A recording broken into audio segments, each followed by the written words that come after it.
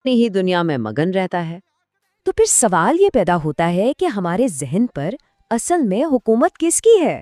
کیا منطق والا حصہ زیادہ طاقتور ہے یا تخلیقی؟ چلے اس کا جواب مل کر ڈھونڈتے ہیں۔ لیکن یہاں کہانی میں ایک بہت ہی دلچسپ موڑ ہے۔ کیا ہو اگر یہ پورا نظریہ جتنا بھی مشہور کیوں نہ ہو، حقیقت میں صرف ایک افسانہ ہے؟ ٹھیک ہے، تو اگر یہ لیفٹ برین رائٹ برین والی بات ایک افسانہ ہے تو پھر سچ کیا ہے؟ چلیں آگے بڑھتے ہیں اور دیکھتے ہیں کہ آج کی سائنس یعنی نیورو سائنس اس بارے میں کیا کہتی ہے۔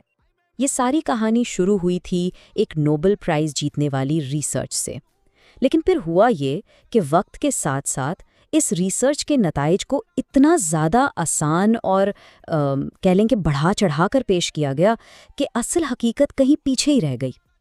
تو حقیقت بالکل مختلف ہے۔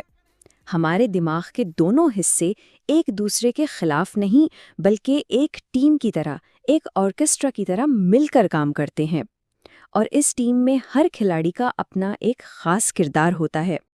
اور اس بات کا ثبوت بھی ہے۔ ایک بہت بڑی اسٹڈی میں 1000 سے زیادہ دماغوں کا تجزیہ کیا گیا، اور نتیجہ کیا نکلا؟ یہی کہ ایسا کوئی ٹھوس ثبوت نہیں ملا جسے یہ کہا جا سکے کہ کچھ لوگوں پر دماغ کا ایک حصہ دوسرے سے زیادہ حاوی ہوتا ہے۔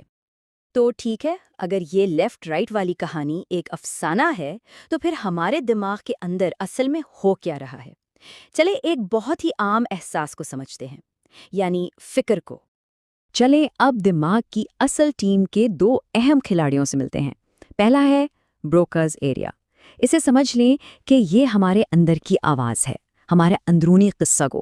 اور دوسرا ہے امیگڈلا، یعنی ہمارے دماغ کا جذباتی الارم سسٹم۔ ایک بہت ہی دلچسپ تحقیق ہوئی جس سے یہ پتہ چلا کہ جو لوگ زیادہ فکر مند رہتے ہیں ان میں زبان کا مرکز یعنی ہمارا اندرونی قصہ گو جذبات کے مرکز یعنی الارم سسٹم سے مسلسل رابطے میں رہتا ہے۔ اس کا مطلب کیا ہوا؟ اس کا مطلب یہ ہے کہ ہماری اندرونی آواز ہمارے جذبات کو کنٹرول کرنے میں بہت اہم کردار ادا کرتی ہے۔ اچھا، تو یہ ہوتا کیسے ہے؟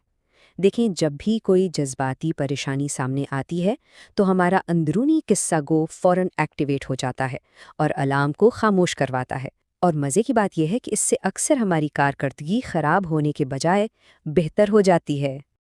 تو سب سے اہم بات جو یہاں سمجھنے والی ہے وہ یہ ہے کہ ہماری اندرونی گفتگو، وہ کہانیاں جو ہم خود کو سناتے ہیں، دراصل ہمارے جذبات کو قابو میں رکھنے کا سب سے بڑا ہتھیار ہیں۔